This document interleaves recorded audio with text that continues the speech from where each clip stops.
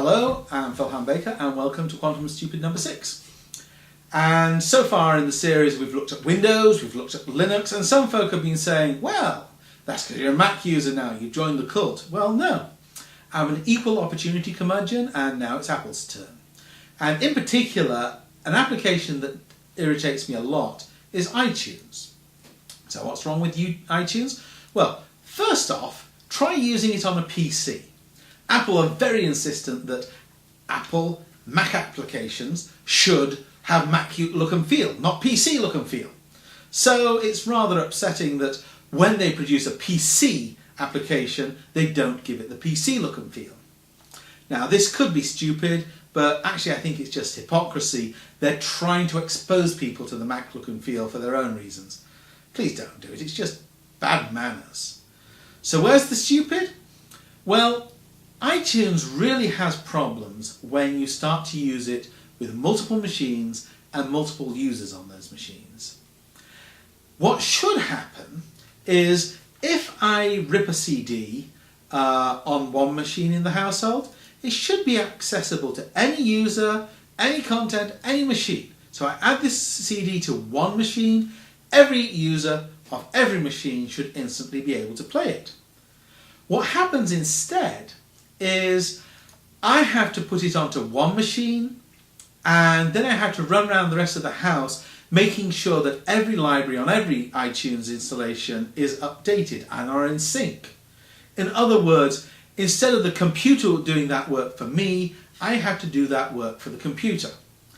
And the reason this is necessary is that the architects of iTunes have commingled the library data that describes what tracks are in the store and the user data that tracks the usage of those tracks and what the individual user likes or dislikes or whatever.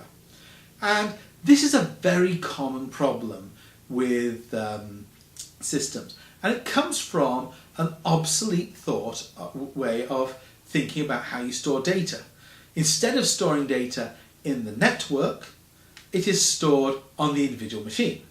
Now, Apple have I thought that Apple had tracked this in that there's a feature of iTunes called iTunes Feeds, which I thought, great, I can put everything on the network server and download it from there. What could be simpler? Well, the problem is iTunes Feeds just doesn't work for what I want it for. And the reason is it only gives you the tracks view. What's wrong with the tracks view? Well, if you've got a library my size that started off with 1,000 CDs, and so I've got 8,000 tracks, 30 gigabytes of data.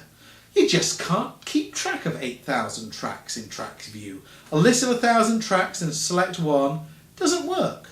And iTunes Feeds doesn't give you the album view, doesn't give you the cover flow view. So it's useless. And so that's the quantum of stupid.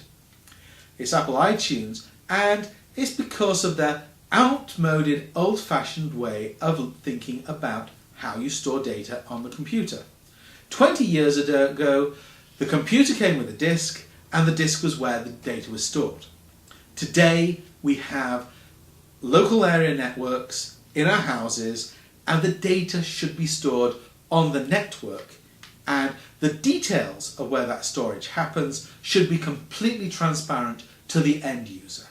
The user should not be having to run around the house synchronizing databases.